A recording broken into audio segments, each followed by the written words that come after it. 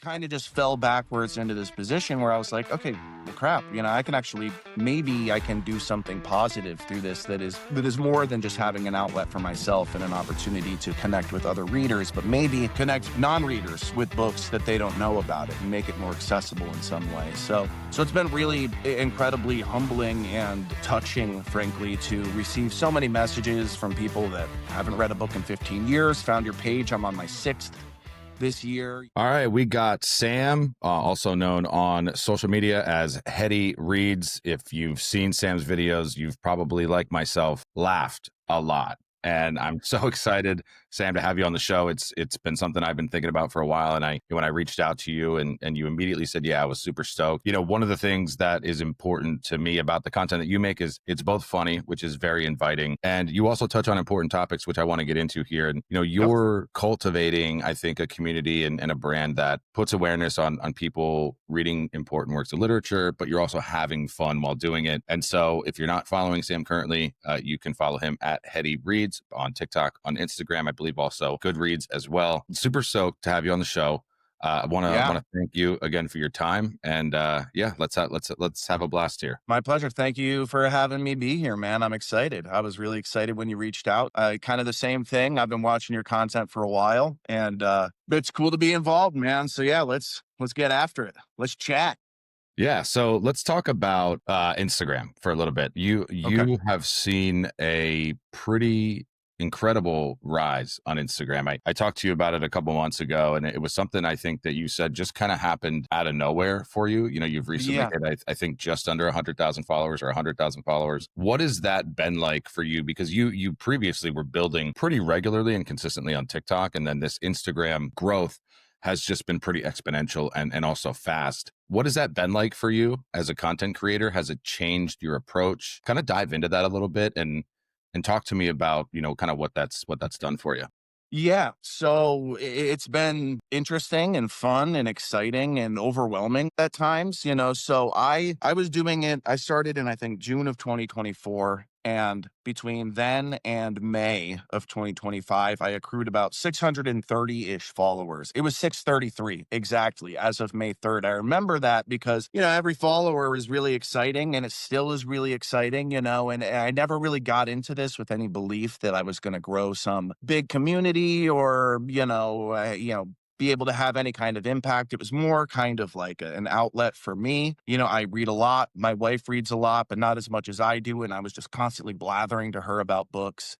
And she introduced me to Nick Perry's page, which is Books Are Sick. And, by proxy of that, I got introduced to Kist and CJ and, all of these other folks and Tony, La Life on Books. And, I said to her, I was like, well, I can do this. And she was like, well, I didn't think you should do it. I just thought you might like it. And I was like, I do like it and I will do it. And, so for the next few months, I kind of was just trying to build out a list of oh, these are some things that I might be interested in talking about. And yeah, I kind of hit that May 3rd inflection point where I posted a video that was just 5 books for the fellas that want to read, but don't know where to start. And it was just a random, I had no expectations that was going to go off. Right. And yeah, that's when it really happened. I remember that day specifically because I went to a little dinner party at my friend's house and this was happening on my phone and I was trying not to pay attention to it, but it was, I was like, holy shit, everything that I posted up until that point was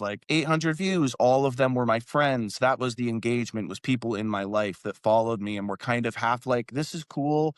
And also, what is Sam doing? Sam reads. I didn't even know that Sam read. It's been really interesting. And kind of from there, keyed in on the formula that seemed to work. Hey, these curated lists with digestible bites that kind of give you enough without giving you too much. Like I said, it kind of got overwhelming at first. You feel like you need to keep up with all the comments and all the messages. And you want to give everybody, your time. Kind of had to step back from that a little bit. I was like, we can't keep that up, right? right? This can't be Yeah. everything. It's become this rewarding thing in a way that I never could have predicted. I know that we've talked about this and just, I know so many young men. I know I have so many nephews. I know so many friends of mine that are men that don't read. And, I want this page to be something that is encouraging everybody, not just men. But with that being said, statistically speaking, men aren't reading and young men aren't getting into that. So I kind of just fell backwards into this position where I was like, okay, well, crap, I can actually, maybe I can do something positive through this that is more than just having an outlet for myself and an opportunity to connect with other readers, but maybe connect non-readers with books that they don't know about it and make it more accessible in some way. So it's been really incredibly humbling and touching, frankly, to receive so many messages from people that haven't read a book in 15 years, found your page. I'm on my sixth this year. Parents have reached out. Like one of the first messages that I really remember was from a mother who said, my child has been reading for 45 minutes quietly in his bedroom. And like my household has changed. Yeah. She was like, thank you.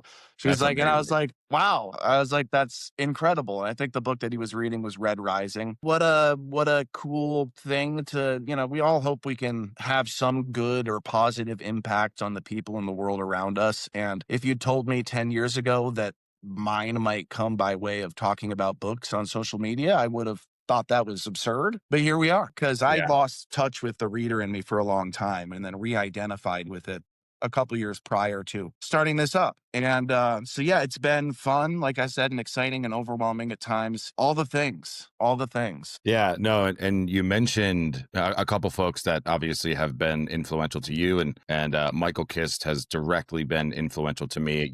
Me reading nonfiction a lot to begin the kind of reading journey for me. Having watched a lot of his videos, I kind of had the same experience. My wife is an English teacher, and I remember asking for a bunch of books for Christmas a couple years ago after watching a lot of Mike's videos. And I remember reading How the Word is Passed by Clint Smith, which is a book that tackles America's relationship with slavery and the history of slavery. And I read it in like 2 days. I remember like talking to her about it, and she's like, you should like post about it. And I'm like, nah, I mean, I just simply can't do that. Like, I have no interest in doing that. And I posted my first video and it got like, I don't know, like 400 views. And I was like, you think back now, because like we've had Yeah, videos that's where great. you get like 1 million views or 600,000 and you're like, damn, like that video took off. But when you think back to those first videos and you get 400 views, you're like, imagine sitting in a room with 400 people listening to you. You know what I mean? It really is impactful. No, at no point has it not kind of had that humbling feel to it. Even those first TikToks where like 10 people commented, I was like, wow, like 10 people, like, or like 4 people, whatever. Any amount of that is cool and exciting, So I've had that same experience for sure.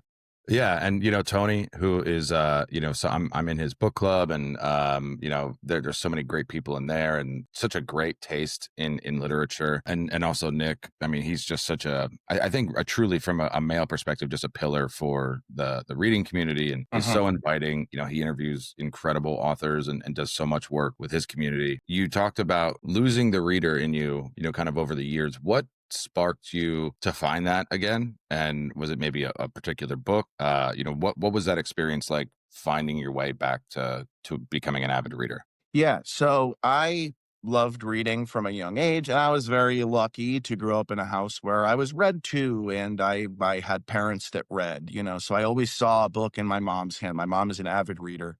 My dad is also a big reader. My entire family reads. So it was always there. I grew up on fantasy. The first, like chapter book, the first like real book that I read was the first Harry Potter, which came out when I I was feel in like fifth that's grade. everybody. It seems like the access point for so many people. I was in fifth grade when that book came out. So I look back, that's almost one of the most pure reading experiences I've had, because I'm still a fantasy reader, still a sci-fi reader, but so much of the stuff that I'm reading is either done or completed or it's in the middle, like, whereas that I read that first book in fifth grade and I grew up on that series, So, but my senior year, it was right after my senior year that the seventh book came out. I remember I actually dressed as Victor Crumb at the Northshire Bookstore in Manchester, Vermont, and I wrote a Horcrux scavenger hunt for the children there. They were going around trying to find Horcruxes in the bookstore. Ender's Game, like as far as sci-fi, and some of these other things I loved, like Holes, all those books that were kind of classic to my age group. I'm 36, but like The Giver, and I read those.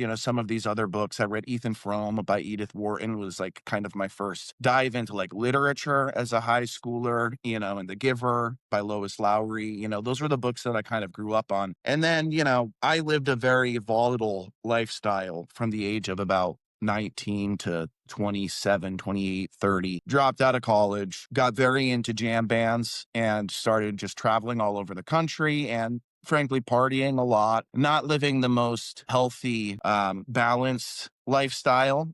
It was fun. I had a lot of fun, but in that whirlwind that was, that decade or so of my life, reading just wasn't a priority. And just because of the way that I was operating as an individual, just I didn't have even like the bandwidth. I remember when I finally left Burlington, Vermont, where I lived for years, I re-identified with sleep and was like, oh my gosh, sleeping is awesome, And I picked up my mother, my sister, my brother-in-law convinced me to read, what was it? The Dark Tower series by Stephen King. Okay. Which is 7-book fantasy series, but it's kind of Western vibes as well. It's Stephen King brand fantasy where it's much grittier, much darker, and doesn't adhere to this more kind of contemporary world building, magic systems. It was really kind of unto itself within that realm. That was my access point back into reading. And then when it really started to take off for me was, there's all these classic titles, all these classic authors, Steinbeck, The Grapes of Wrath, like Frankenstein, whatever, Faulkner, all of these different people that I was like are so important to American literature and beyond, that we all know these titles, we all know these authors, we all are familiar, at least with the idea, not all of us, but so many of us are familiar with a lot of these titles. And I was like, well, I don't want to have gone through my life without indulging in that and kind of getting to become acquainted with that body of work. And through that, then I realized, well, there's all this contemporary work that's happening. There's all these people that are kind of speaking more to the world that I live in and have come about in, and thus kind of began that reading journey again, So it really kind of started with that one series by Stephen King, and then just kind of being like, I want to read these classics, and then holy there's so much to read. And now I'm just racing.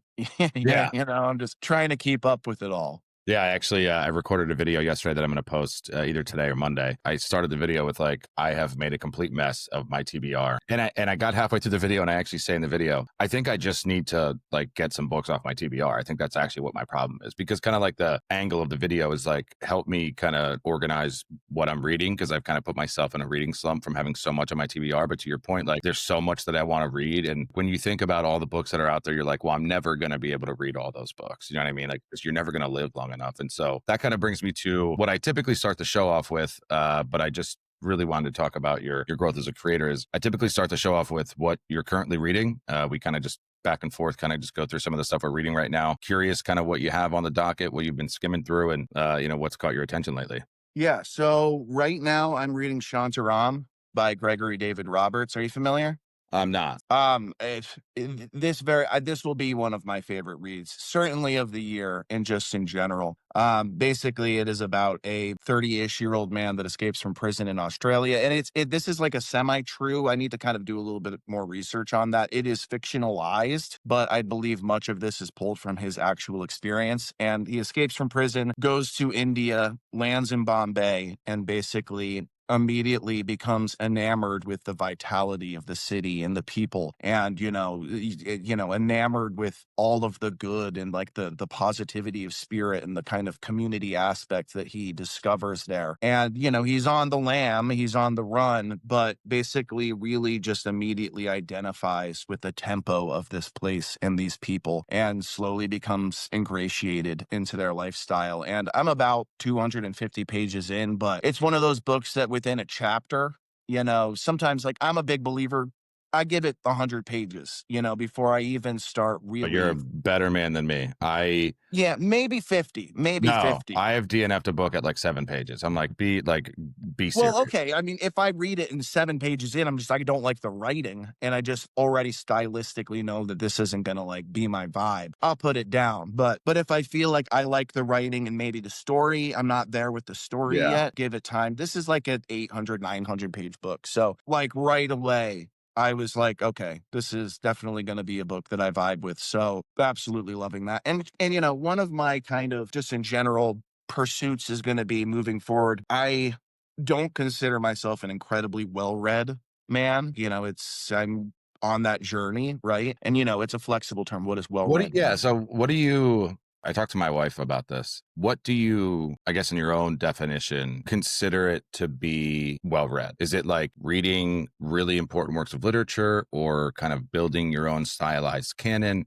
I'm also kind of on that exploratory journey as well of like what does it mean to be well read, and curious as to like what that picture looks like to you as you're, starting to paint it. Yeah, well, again, like I said, there's people that would say I'm well read, and there you could make an argument for that at this point. To me, it's just I think a diversity in works, and both having like a solid base as an American in American literature, and maybe having read these kind of certain pivotal works that are kind of just ingratiated into our culture and into this world at this point. But then also going beyond that, because that's where it started. Like, oh, there's all this American literature. Well, there's this Irish literature. There's all this nonfiction. There's so much to learn. It takes many different shapes and sizes for me. I just feel as though there are still those canon works and those authors that I have yet to visit that I feel like are part of that journey for me. That, like, once I've kind of, and this is all silly and arbitrary. Like, you don't have to check certain boxes. Oh, done that. Now one step closer. But yeah, I mean, for me, I guess it really is just a diverse reading scape, and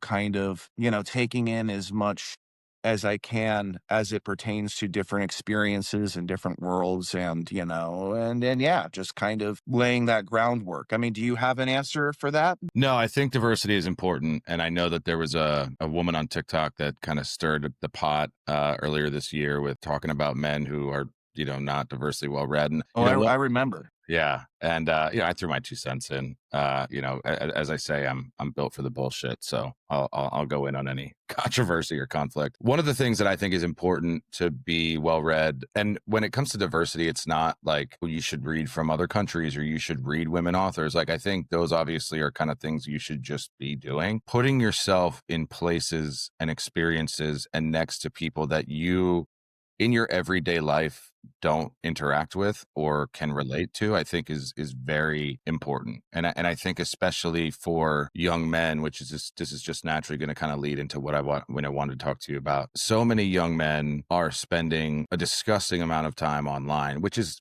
interesting because where we exist is online, trying to get them to get offline. You know what I mean? Ironically, also, like podcast culture has become very toxic. And I think the internet as a whole is poisonous. And, Uh-huh. I think social media, again, ironically, is poisonous. But I think people that are on social media pushing narratives that are healthy and inclusive and welcoming. And, one of the things that I really hate is this performative, like, oh, men reading in public is performative. And I'm going to go on a little rant here. Like everything is performative. Showering is performative. Like walking Yeah. down the street is performative. Ordering a coffee is performative. Like you want men to read more diversely and you want them to be well read. But then the second they're reading East of Eden in a coffee shop, you're like, oh, that's a performance. And it's like, so which one works for Yeah. you? Like, is Yeah. it, you want them to be well read, or you don't want them to exist in the space that you're existing in because you've created this culture of protectionism around the literature that you like. And again, I don't know this girl that posted about it on TikTok personally, but like just didn't hit the way that you thought it did. And then also there Yeah. was this video of this girl who was like Yoko Ogawa, who wrote The Memory Police. I don't know if you read that book, but I thought it was a fantastic book. And I've thought about it so much since I've read it. I guess in one of her other books, there's like blatant Zionism, and she's like, she's a Zionist, so I'm not reading any more of her works. And it's like, that's kind of the whole point of reading, is to read people's points of views that differ from yours. And I think we've become a culture where we've just said, okay, like if you're not going to align with my point of view, then I want nothing to do with you. And it's like, Yeah. that's the problem. That's kind of my thoughts on being well read, is like being able to explore and endure places, people, and experiences that are different from what you're comfortable with, and being comfortable being uncomfortable, I guess, is Yeah. kind of my answer there. Yeah, I would tend to agree with that. And, also just reading is a personal experience. right? And in that video that you're mentioning, I think it was kind of taking shots at people who read this author or that author, and how is this expansive, and how is this, moving us in this direction. And like this space can be an echo chamber, but that's okay too, And I'm a part of that sometimes where I talk about titles that have already been talked about. Part of that is because I'm listening to creators that are excited about a book, and then I want to read it as well. My buddy Baba, I think, said potentially in response to that video, we're all kind of playing curated characters on the internet. And, none of us are that special. And, far be it from me to try and dictate what somebody else derives joy from. And we all are having a different experience within our personal life. And I've had a different exposure to diversity and a different just, life experience. And if somebody, is enriched by reading books that are sci-fi or maybe less, heady, whatever it might be, that's great. People are reading, and like all of these books that aren't given the same kind of credence with regard to like literary, splendor, whatever it might be, there's still so much to get from these other books that to somebody else is less than. And I absolutely abhor this notion that somebody needs to check this box or that, or I should be, selecting a title based on this or that. I do place emphasis on reading from a diverse palette of writers and experiences, and that's great. That is my choice to do that, but that doesn't mean that anybody else should be selecting on that basis. And I don't do it, like you said, for those performative reasons. And it starts to take on that feel when that's the narrative you're spinning through your content, is that if you aren't doing this, you're doing something wrong, which I just think is wrong. I think that's Yeah. wrong. But One of the things that I get a lot of flack for, and, rightfully so, like, again, I don't care particularly what people say. I very much despise the rating system in the book space. I think it commoditizes the experience of reading. And also too, like, I very much believe, like, if you and I were in the same town, we'd have a beer, we'd hang out, we'd have a great time. You know what I mean? Yep. But yeah, we would. there's books that, like, you have been like, this book's 5 stars, and I've been like, I would never read that. Does that mean I think that you're not well read? Does that mean I don't trust what you say? No, it's just I have very different tastes. I listen to death metal and classical music. I just listen to very weird music, and yeah. I love like weird, like documentary style movies, and I read weird books. And so if you're like, hey, this book's 5 stars, I'm like, I don't care. Like, I don't care what 5 stars means to you. I want to know how that book made you feel. I want you to tell me, hey man, I just read Help Wanted by Adele Waldman. I thought that the way that these characters were fleshed out really made me feel like I could relate to them, or I thought the writing style was very forward and it was inviting for me, for someone who doesn't read a lot of books. Like, that's what I think people want, a shared experience, especially in the culture where people don't feel connected because of, like, we're all online. That's something where I think I'm trying to push away from things like Goodreads and StoryGraph. I'm sure they're great apps. I don't use them because I'm not interested in giving somebody a rating on a book. Like, if you go to my Goodreads, all my books are 0 stars. And so Goodreads probably hates me. You know what I mean? I've had publishers, which is kind of one of like the perks of the gigs, is like publishers will send you books. Some publishers will say, they'll follow up and be like, hey, like, are you going to post a review of this book? There's a book on this shelf. You can't see it, but it's called Rot. And the subtitle is An Imperial History of the Irish Famine. And it's written by an Irishman. And with all due respect to Patrick Scanlon, this could have been a Substack article. Like, it is just him talking about how much he hates the British Empire.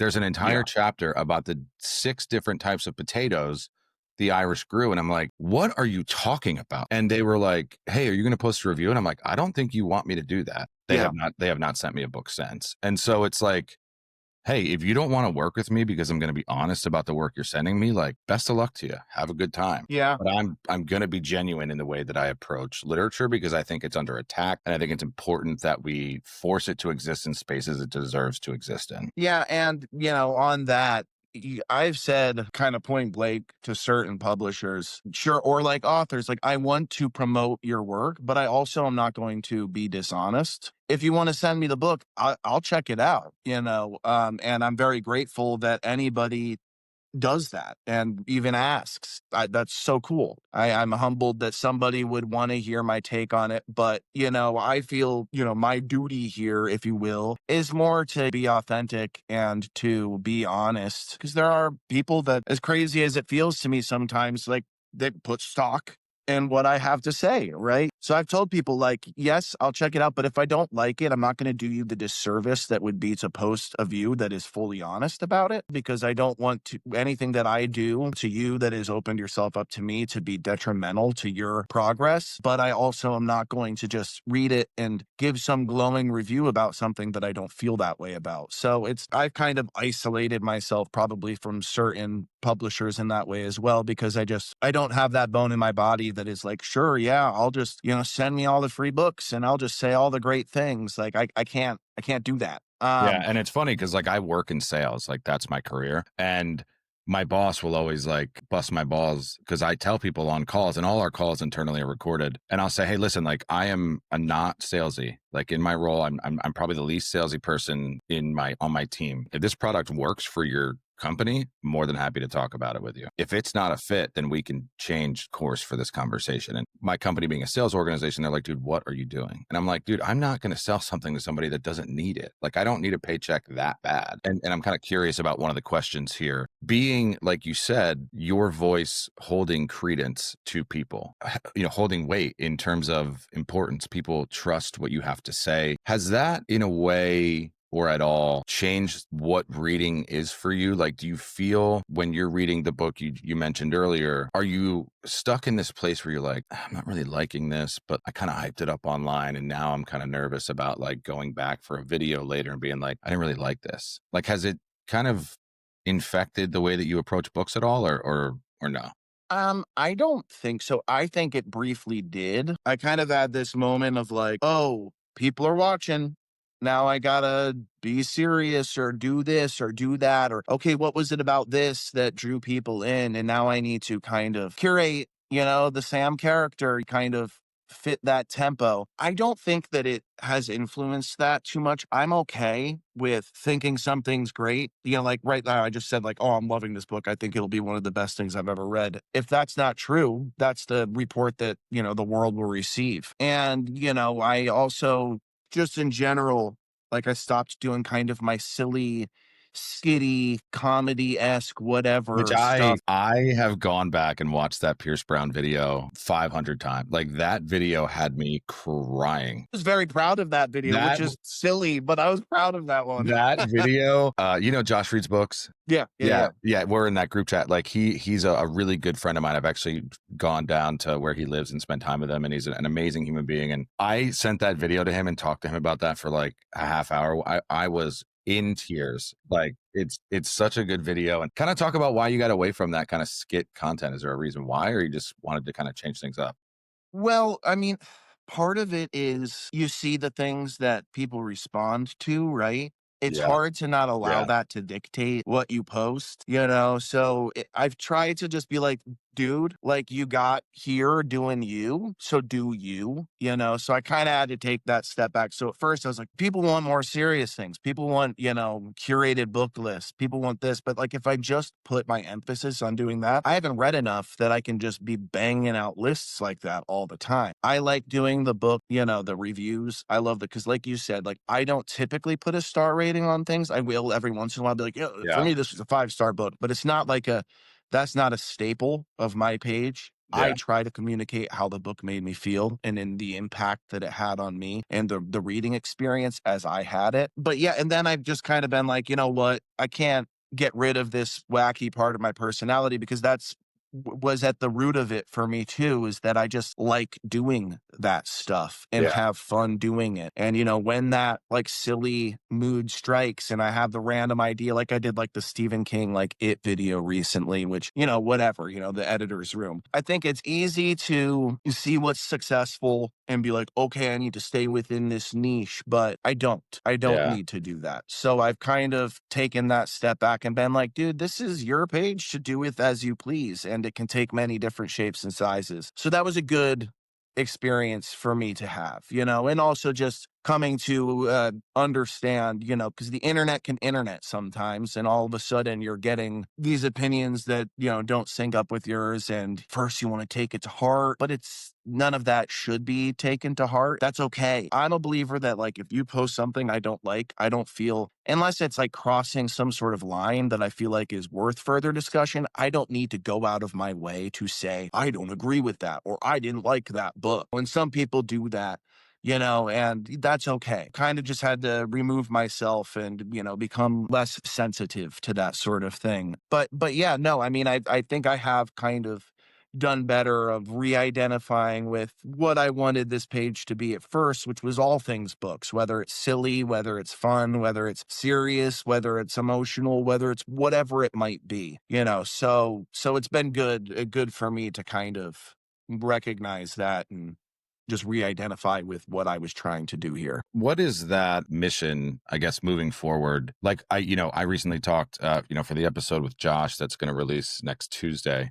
We kind of talked about where we want our content to go, and him and I text pretty much every day and talk about stuff like that. And for me, I don't want to do short form content like long term. I don't want to. I'm 35. I'll be 36 in a month and a half. Like, I don't want to be making TikToks at 45. You know what I mean? Like, Yeah, totally. I've started to build up my Substack, and I just joined Bindery, which is been a great partnership, and I really want to focus on community based content, and that's kind of where my focus is. And one of the things, and I'm curious if you feel this, because you did talk about it a little bit in the way that your content is influenced. When you think about those followers, right? Like, there's probably a core that look forward to your videos. But it's often said, like, especially in the algorithmic anti-follower era we're in social media, like, only 20% of your followers actually see your content regularly. I don't know if you struggle with this or if it's influencing the future of what you want to do with your page, but how do I get people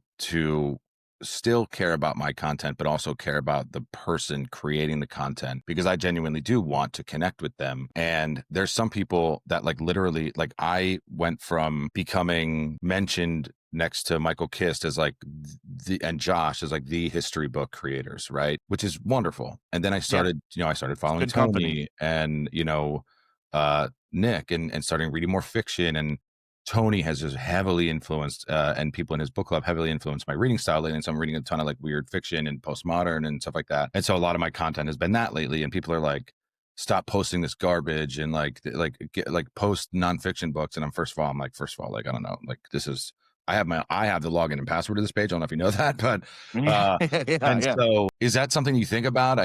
Is there anything that you kind of have on the runway of like what you want your content to morph into? Like, is it building community? Is it writing a book? Like, what is kind of the goal and the hope in the future of the content that you want to curate? So these are things that I frankly haven't totally fleshed out my beliefs as far as what I want it to be. I definitely want to get into more long form stuff and create a more community based setting wherein I can only talk about the book so much within the format of what I'm doing, because I don't want to do spoilers and I don't want to do this. So, I'm joining Bindery as well. And I like that Is this because breaking news?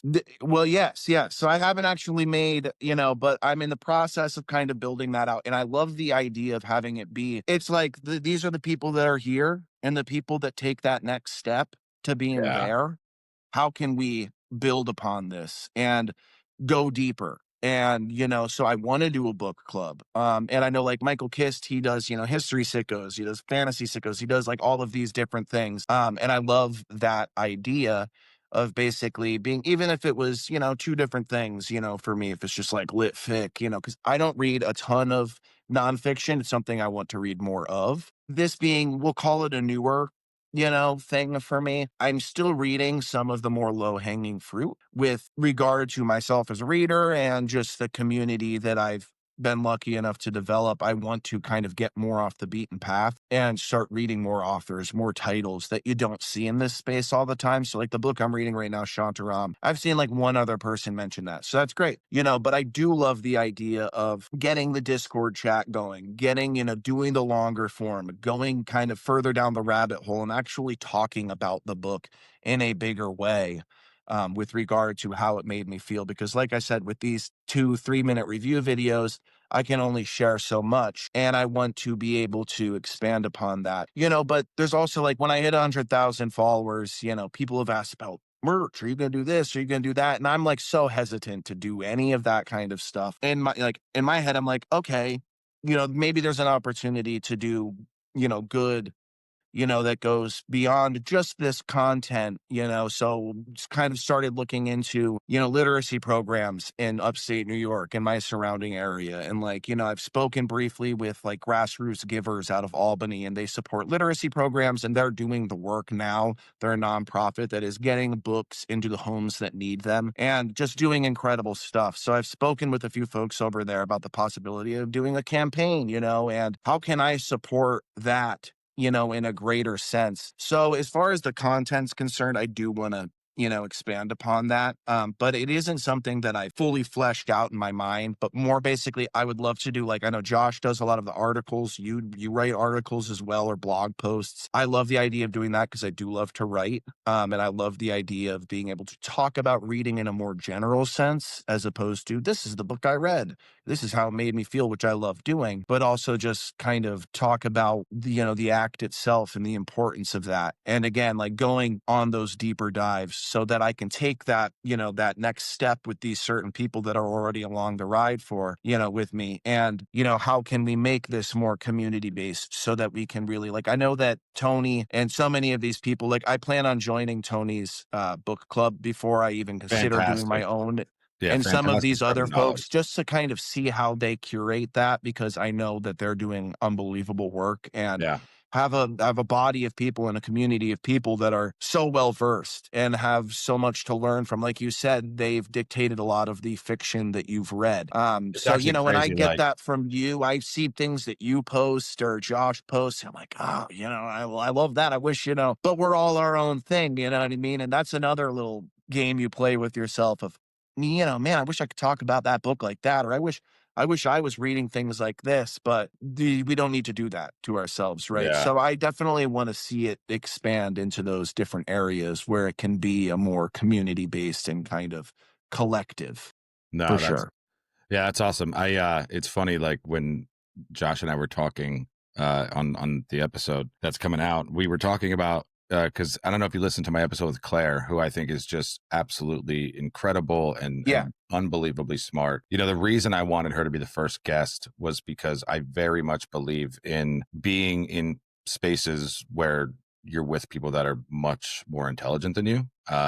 Yeah. And she puts so much effort into her videos. And I'm like a caveman. Like I was telling her how I tried to put text on the screen and I deleted the audio of my video somehow. Cause and everyone's like, oh, like what camera do you use? And I'm like, I use my phone. Like I use my front facing camera. Like Yeah. Yeah. I barely know how to use CapCut. I just bought a new iPhone. And again, this is like my anti-digital life that I'm pushing. Like they're like, oh, you can get an Apple Watch for free. And like, I'm like, dude, I have a watch. Like I don't need my phone on my wrist. She was talking about, like we were talking about how curated her work is. When I will post a book, if you're watching the video, I will have a clear sticky note on the back with like the Uh-huh. bullet points that I want to talk about.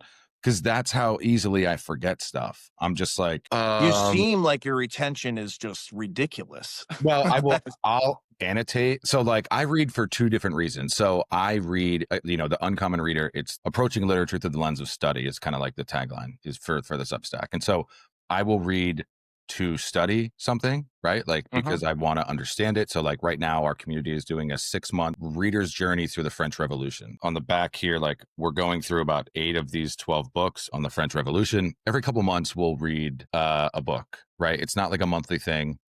We've been on this huge nautical kick, which like they love.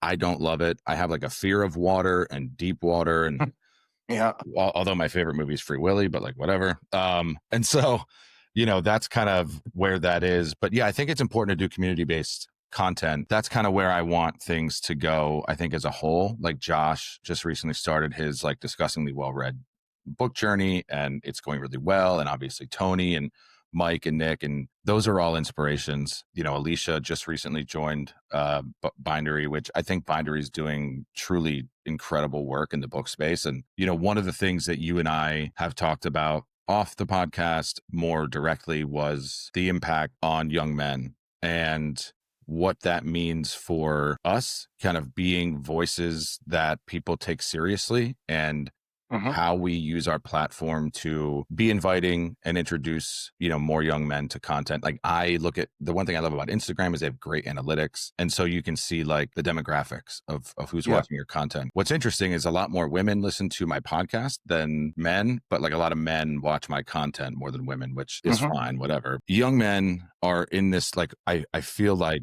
we're in anti-intellectual era. We have books being targets of banning, books just being pushed back against. The vice president of the United States called college professors the devil. Like, it's things Yeah. that are dangerous to literature. And, I actually recently wrote an article on Substack about Tyler Childers is partnering with Libby, which on the surface is fantastic, right? Like, you're getting people to sign up for a free reading app at your concerts. Where I had a little bit of an issue with it is he named the first book for the book club, which was On the Road by Jack Kerouac. It just so happens that the name of his tour is On the Road. So what kind of led me down that rabbit hole was like, is celebrity involvement in literature a net positive, or is it like bad for literature? Like, I think Dua Lipa is doing incredible work with her Service Yeah. 95 book club. But then you look at someone like Reese Witherspoon. She sold her company that she built off of the back of authors to BlackRock, which is heinously disgusting. And she also makes authors sign an agreement where she has rights of first refusal on movie adaptations of their books, which I think is Okay. also disgusting. I didn't know either of those tidbits. That's Yeah, it's disappointing on both it, counts. Right, exactly. But I think what Tyler Childers is doing kind of at the end of the day, I think is a good thing. But I think obviously there's some incentive there for his tour to be promoted. But I think at the end of the day, I think it probably is a good thing to get people interested in reading through a library app. To not be more long-winded here, talk about the importance of men reading books, men's involvement in literature, and curating a safe space for young men to feel comfortable reading out loud. Yeah. So I it's funny because when I started this page, it wasn't about that in any manner of speaking. Like I said, it was kind of more just an outlet for me, right? And a place to, originally I thought, oh, connect with other readers and, join in this community. And I've done that. People like yourself, like Josh, I mean, Alicia, like my friend Sarah, who's on here as well. And we have like very similar tastes in books. So many lovely, amazing, incredible people that I've connected with. But when I posted that one video that like the one that like went viral, and if you look at the analytics on that video, I got 50,000 plus followers from that video, which is crazy. And what that is it was basically, more or less 50,000, 40,000 men that don't read. I knew that, for me, for so many of us, so many people in my life talk about prior to my reading. And now that I'm doing this, they'll talk to me more about it. But, I want to read. So many people, I want to read. I just don't know where to start, So I was like, okay, here's an opportunity, I guess, to make it easier, right? To create some sort of gateway into that, because there's all of the things that we know, from a statistical standpoint, just as even if it's personal, about the fact that, reading reduces anxiety, and it also introduces ourselves to just different concepts and different viewpoints, but there really is, like, I've talked to my nephew. I got him Dungeon Crawler Carl recently because he spends all his time gaming. That's what he Fair does. And I enough. was like, maybe this is that point of access. So within like the context of those videos that I've made, like the 5 books for the fellas, I've kind of tried to slowly move in a more literary direction, such that like, and again, that's not because that's what needs to be done, but just because it started out as like, what are fast-paced, fun, engaging, page-turner books that like somebody who doesn't read and has a hard time focusing and doing this can sit down and, do that. Right. And like, become engaged quickly. They don't have to muddle through 75 pages to feel as though they like are starting to care. There's just so much importance in it that has been, for me, so enriching since I started reading again. Because I mean, I'm a guy that I still love watching movies. I still love watching television. I still love doing all of these things. But you just garner a more all-encompassing kind of perspective, and it's just so much more immersive. I've talked about this with people as far as like adaptations are concerned. There are very, very few movie adaptations that can lay a finger on the book. I mean, I don't know, what are some of your favorite adaptations? Do you have an answer for that? Yeah. So I'm not actually a big movie guy when it comes to like popular movies. I watch a ton of documentaries, but I just watched White Noise, which had Greta Gerwig, Adam Driver, Noah Baumbach, who's Greta Gerwig's husband, directed. White Noise was the adaptation of Don DeLillo's work. I thought it was fantastic.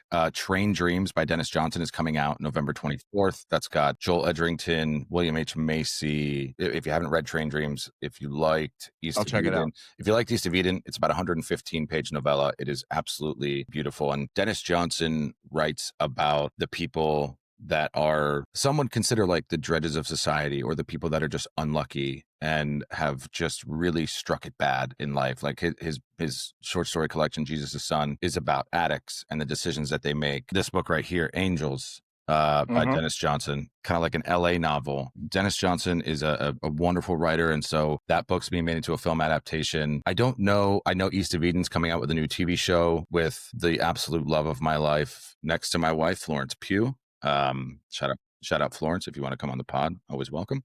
So yeah, I don't really have a ton. I mean, obviously the Harry Yeah. Potter movies. Yeah. But yeah, kind of back. So you like just said back to like kind of the root of what you were talking about there. That was kind of a little sideline Yeah, no, I love curiosity. it. Young men, I think in particular, there's obviously this portrait of masculinity that exists, right? And I am a very emotionally available person and very willing and happy and find great benefit and kind of opening up and being vulnerable and being all of those things. But that isn't necessarily how young men or boys feel. And that's not how everybody feels in general. It's not just special to young men. I think there's just so like I read like A Prayer for Owen Meany but recently by John Irving, which I personally like adored. And it's showing these two kids going from the age of 10 into young adulthood and just encapsulates so many of the emotions and the insecurities and the fears and the triumphs and the fun and the silliness and just all of this shit that kind of encompasses the experience of being a young person, a young boy, a person in general, kind of moving into adulthood and trying to find your place, find your voice, and figuring out who you are in a world where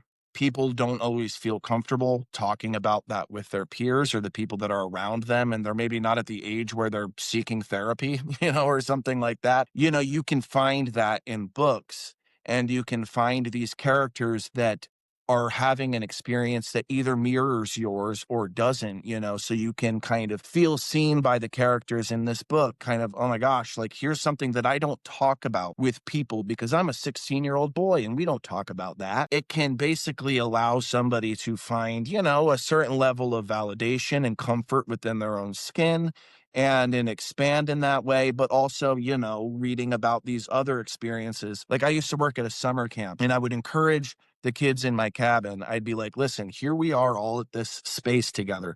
And it's going to be so easy for you to just gravitate toward that kid that is just like you. He looks like you, he acts like you, and that's going to be the natural thing. Oh, you team up, you become friends with the people that are like you. But we're all here, this camp, Camp Dudley, amazing place, upstate New York on Lake Champlain. I challenged them always to like go spend time with that kid in your cabin, that kid on your team that you don't naturally gravitate toward or want to speak to per se, or feel like you have common ground with, because it doesn't take a lot of digging to find out that there is something, between the two of you that you can connect on. And reading these books for these folks, that don't necessarily have these conversations or feel kind of emotionally stinted, whatever, just aren't exploring that part of themselves, to be able to kind of see it in a personal setting displayed on the page and through the narrative and through the experiences of the characters, I just think is so intangible. So if it takes something like Red Rising to get you to pick up a book, but even in those books, there's so much emotionality. The third book in that series, which is the last I've read so far, Morning Star, there's so much vitality and human connection. There's still all those beautiful things. That just feels like a space that young people that otherwise might not connect with those parts of themselves or even explore it. They know it's there, but it's this indefinable thing inside that they don't know how to like place. You can find that in literature.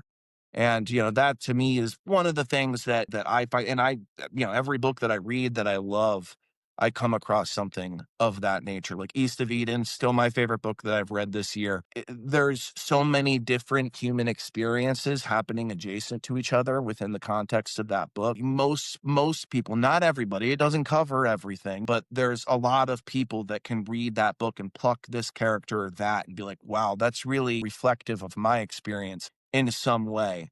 And, again, as I'll reiterate, in a world where young men, boys, aren't bred to wear their heart on their sleeves and share their emotionality with the world, finding a place that you can experience that and encounter it on your own, I just think is incredibly valuable. So anything that I can do, and I consider myself very lucky to be in a position to have any impact, even no matter how small it is. But, all of these things are a ripple effect, right? Maybe this person gets to pick, their friend to pick up this book and whatever it might be. What a cool thing to be able to share that in some small way. My wife's a teacher, and she also heads up the high school lit club. And she was talking to one of the I don't know, like the head of the lit club or whatever. And she was like, oh yeah, like my husband actually like creates literature content on social media. And the girl was like, wait, are you serious? And she's like, yeah. And she's like, we would actually like love for him to come in and like talk to us about that. And so like that was like super humbling. Another thing that was wildly humbling that happened to both of us. We were, and I like to say, me, you, and Josh were adopted by the Hudson family. I believe our Thanksgiving invite, I think we'll see each other at Thanksgiving at the Hudson household. Goldie Hawn, Sounds about right. Goldie Hawn, who I believe now I'm her adopted son, also followed me. That is something. There's a guy on, I don't know if you follow him, Faith and Fiction Book Club. He got followed by Chris Pratt. Josh got followed by Chris Pratt. And so yeah, I saw that. Yeah, I saw that. What are your thoughts when you get a follow from somebody that's wildly famous that like you're like, wait a minute, what I said was important enough for you to follow, like, comment? Like Oliver DM'd me recently talking about like book, like he asked me like why I annotate books, and we started talking about book recs, and I told him about Tinkers by Paul Harding, which is a book that I'm reading right now, and he's like, oh, after that explanation I just bought it on Amazon. And I'm just like, what? Yeah, like that's talk about that a little bit. Yeah. Well, so it's funny. So as it pertains to Oliver, I went on a hike recently, and I came back from the hike and I went to my messages and I saw Oliver Hudson there, and I was like, what did I message him? Because obviously he didn't message me, Right. And I was like, what did I was like, oh gosh, was I drinking last night? Like, what did I say to this guy? And he messaged me and basically just said, dude, I love the feed. I recently got back into reading, and we had a short conversation. I've followed him for years and like love him. So I didn't want to like try to overstay my welcome. Basically just thank you so much, dude. I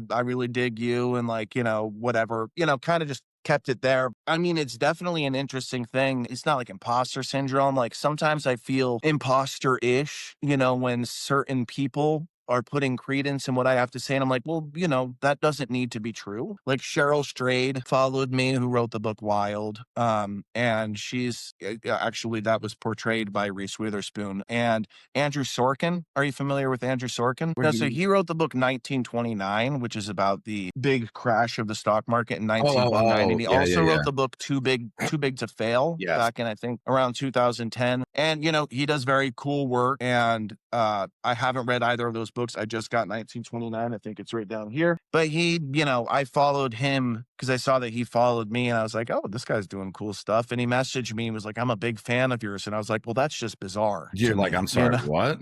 You're a fan of mine, So it's interesting. It's cool, like everything else. It's humbling, but at the end of the day, they're just, people that love reading like the rest of us. So, I think it's something. He follows me. I just never followed him back. I guess, Andrew, I'm giving you a follow back. There you go. There we go. But yeah, so, I try not to get too bogged down in that kind of thing, obviously, because it's like, yeah, it's just another human. Like Ethan Hawke commented on one of my videos. I was like, that's crazy. They're just other people like the rest of us that enjoy literature, that love reading, that see the benefit in it, the value in it, love and enjoy the fact. And, obviously we all get a little flutter of like, oh my gosh, like, that person took time out of their day. They've seen my face and they chose to follow or message or say something. So it's really cool for sure. It is. It's such a wild experience. And, I've had the pleasure of Jill Lepore, who wrote We the People. I actually was asked by a bookstore here in Pennsylvania to come out to the event, and I promoted it. And I got to meet one of the state representatives who interviewed her. And so, like, I think it's just,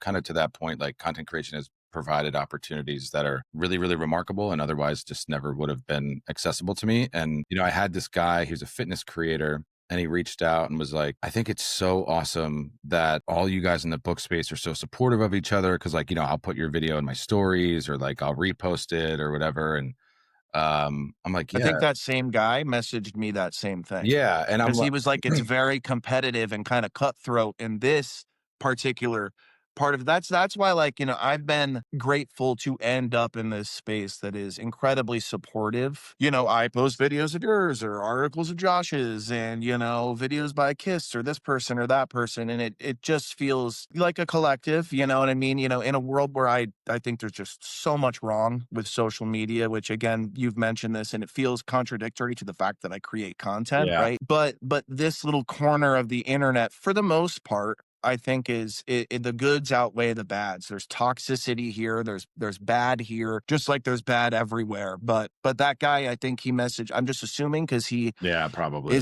does that kind of content, and he said it's really cool that the folks in this community are very supportive of each other, and it is. Someone came on one of my recent videos and was like, I'm so happy that your content has come across my feed recently because I found myself in like a really toxic side of book talk. And I'm like, yeah, listen, like I'm not here to be toxic. Like I'm here to get people to read books. I'm here to introduce people to works that I think are important. Yeah, I think that's just kind of like where things are for me as we kind of just cross the hour mark here. So with every guest, I have a question that I hold on to. I don't tell them what it is until the end. It kind of creates a little bit of suspense. It gets me to think about how I want to shape the question as we end the show here. I'm going to put you in a room, steak dinner, beer. It's you and 3 other chairs.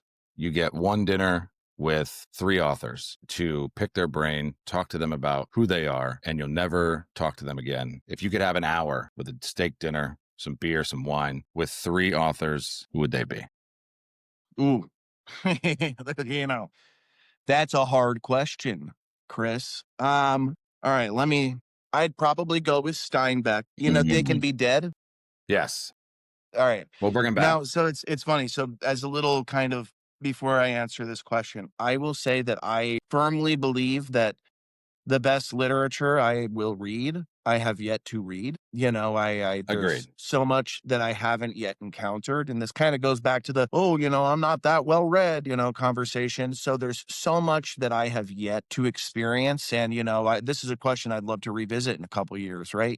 Sure, we certainly will. But I'll say Steinbeck just because his writing is so steeped in Americana and was happening at such a fascinating and, just different time within the scope of our history. I would love to sit down and drink a whiskey with that guy and just pick his brain about his experiences. And just in a book like East of Eden, where he conveys so much with regard to. Well, I would ask him if he hated Kathy Ames as much as I did. Well, I loved Kathy. Really? I mean, I loved her. I hated her as a human, you're right. But I loved her as a character. Yeah, that is true. I'm a sucker for a female villain, if you will. And which sounds, like, let's not misconstrue those words. That's getting flipped. But she's a towering force, that woman. And, and I respect her tenacity and her unblemished career of just doing her zero given. Like, I'm not gonna. She is the epitome of the line, the devil you know is better than the devil you don't, for sure. Yeah, totally.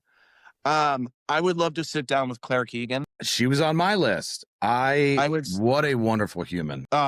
She's so lovely. And her books, she sees the world around her. And both from a human standpoint and just even like, I don't know, there's this, have you read Small Things Like These yet? No, you told me to wait until Christmas time. So yes, perfect. Okay, great. But she can just take you through a landscape or something that is otherwise mundane. There is this little part of that book where he's, this isn't going to be a spoiler, but the character is waking up early on a Sunday morning to go do something, and there's snow on the ground and it's cold and the snow is crunchy, and he's just getting out of bed and he's quietly getting dressed, trying not to wake his wife, and like, wants to give her a kiss on the cheek, but like, that's me, more for me, if I'm doing right by her, I should just leave her undisturbed. And just this whole process of like quietly dressing on a Sunday morning and leaving the house and making like a cup of coffee and going out and the snow crunching, and just the whole picture that she paints is so beautifully. So yeah, so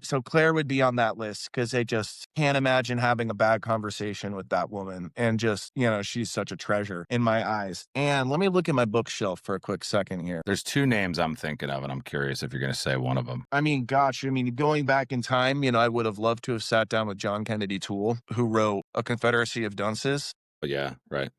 That won't be my answer here. I mean, I could say there's like I've read tons of Stephen King. I could say Stephen King, and maybe that could be one of the answers simply because I had Stephen King or Richard Powers for you. yeah, I'll go with Stevie Boy just because I've read so much of his work. And he's got such an interesting brain. So many people, he's stigmatized as a writer, I think. And a lot of people stay away from his. You read 11/22/63 this year? I am 350 pages in. It's something that I am just picking at. But Stephen King, what I'll say about Stephen King is that he does, to me, incredible character work. Yeah. And his books, kind of like, for instance, like Joe Abercrombie and like the kind of contemporary fantasy realm. You have these people that write these books that are much more plot forward. Stephen King does seem to, for me as a reader, it's a great marriage between, the plot forward and the character forward. And, if you look at a book like It by Stephen King, yes, it's a horror book. It's all of those things that we know it is. It has that one wonky scene that we all talk about if you've read the book. But it is such so this an might incredible actually portrayal. blow your mind. I have the only book by Stephen King I've ever read is 11/22/63. I've never read any Stephen King. Yeah. Well, that doesn't surprise me though, because that doesn't necessarily, I wouldn't like, based on knowing your content, I wouldn't be like, oh, I bet he's a big Stephen King guy. I want to read his book on writing. I think that's something that is on my purview. It has been on my purview. So I'm spiteful when it comes to buying books. Had a chance to buy 11/22/63 at a library book sale for $2. And I was like, I'll get it next time. It has not been there. So I eventually bought it for $25 at a bookstore on vacation. I went back this last time and I was like, ooh, It. And I was like, no, I got these other books. So now I will not buy it until I see it at the library bookstore again. Yeah, but no, I get that. At that book sale, they have like a whole section just for Stephen King books and like Michael Crichton, like those big sci-fi writers, and they go first. Like, so when you get to this library, absolutely, you have to be there at like right when they open for because King goes first because people resell them. You know what I mean? So yeah. If I were gonna like point you in a direction of a King book, it might be like An Apt Pupil, which is part of Different Seasons, which is a set of 4 novellas that came out, I think, around 1986, and it has I mentioned earlier, like the adaptations. It has 2 of the greatest ever book to film adaptations in it, which is Stand By Me, which was originally The Body. The first story in that set of novellas is Rita Hayworth in The Shawshank Redemption. And The Shawshank Redemption is obviously, a highly beloved movie. But my favorite story in that is Apt Pupil, which is basically about a kid growing up in suburban California who becomes, engrossed and just very fascinated with the horrors that took place in Nazi Germany. And discovers a secret buried within the midst of his little suburban neighborhood and, explores that. And it's very dark, but it's very fascinating. And I don't want to, I'm very much I don't want to say too much kind of a guy because, for anybody that might pick that book up. But that's a good one. It's also, those are just digestible bites of Stephen King writing that exists outside the horror genre. The reason that I say that The Shawshank Redemption is one of the absolute best ever is because at no point really does it stray from the book. Yeah. Like Game of Thrones. So many people love Game of Thrones. Yeah, go ahead. What do you got? What's that face? So my story about Game of Thrones is funny. I never watched it. And then the final season was coming out in 2 weeks and a day. And I was like, and this is where my ADHD kicks in. All right, well, now I got to watch 6 seasons or whatever of this show in 2 weeks. I would be like in the shower and I'd have like my phone like on the top of the shower, like scrubbing my body, watching it. I'd get out and like wipe myself off. And so I went through 6 seasons of Game of Thrones and caught. I finished the last episode the morning of the release of the first episode of the last season. All right. And did you like it? I liked it until season 5.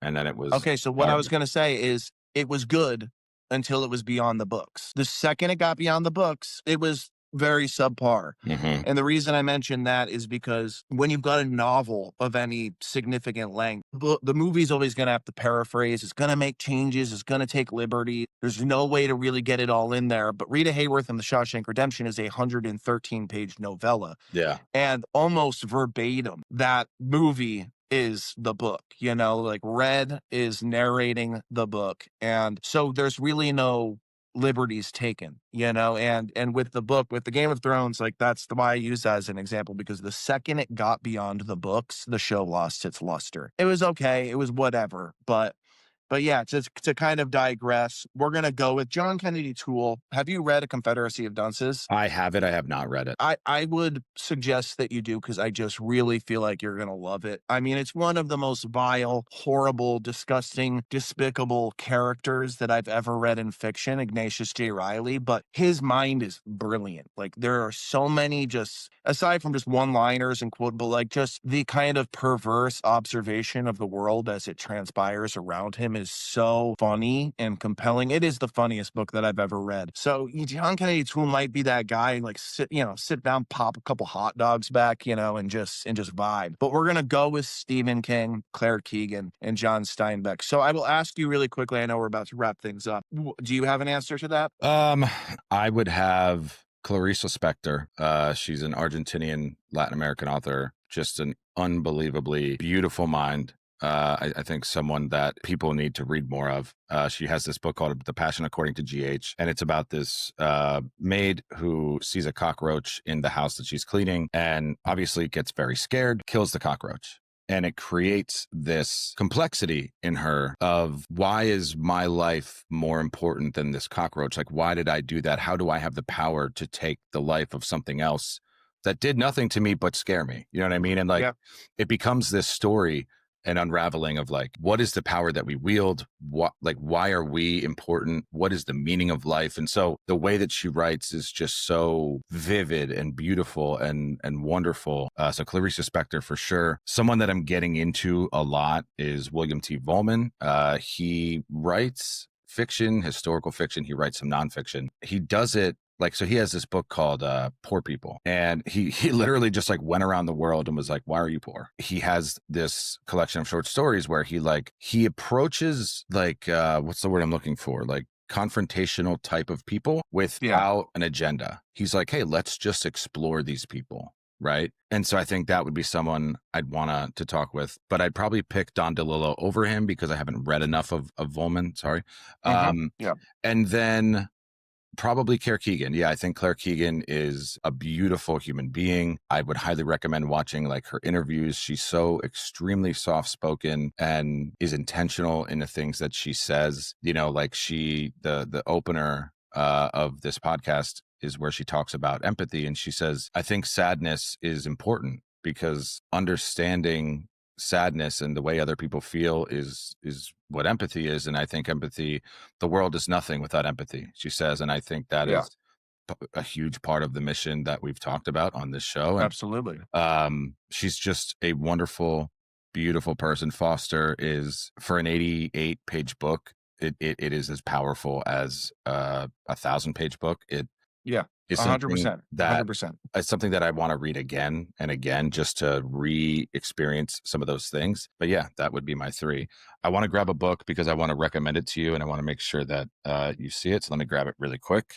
Okay, perfect. Should I talk a bunch of smack while you can't hear me? Can you hear me? Talk all the smack. That's fine. So, I was gonna say, man, there's so many. That question is so hard. Paulo Coelho, I'd love to sit down and talk with that dude. I want to talk to James Baldwin. I want to there's so many people that I want to. Show me your book. Show me your book, baby. What you got? What I think you should read and everyone should read is Tinkers by Paul Harding. It was his debut novel. It won the Pulitzer Prize for Literature as a debut novel, which is okay. And it's about a man who is on his deathbed.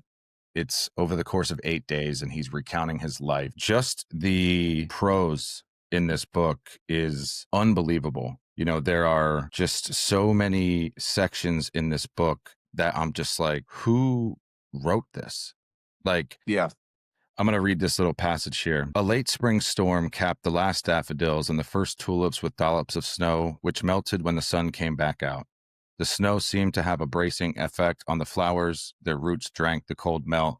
Their stalks straightened from the chilly drink.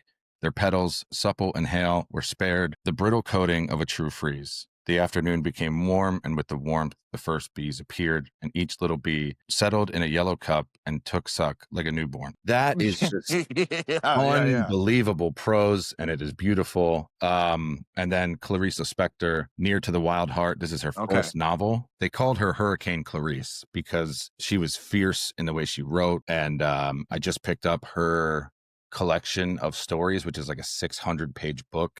She typically writes like smaller books, like 200 Yeah. pages. But she's a wonderful, wonderful author. And so those are my parting gifts to you, is to read those books. All right. All right. Well, So I love it. I love it. yeah, Yeah. No, but I agree with you just from that passage. It's humbling.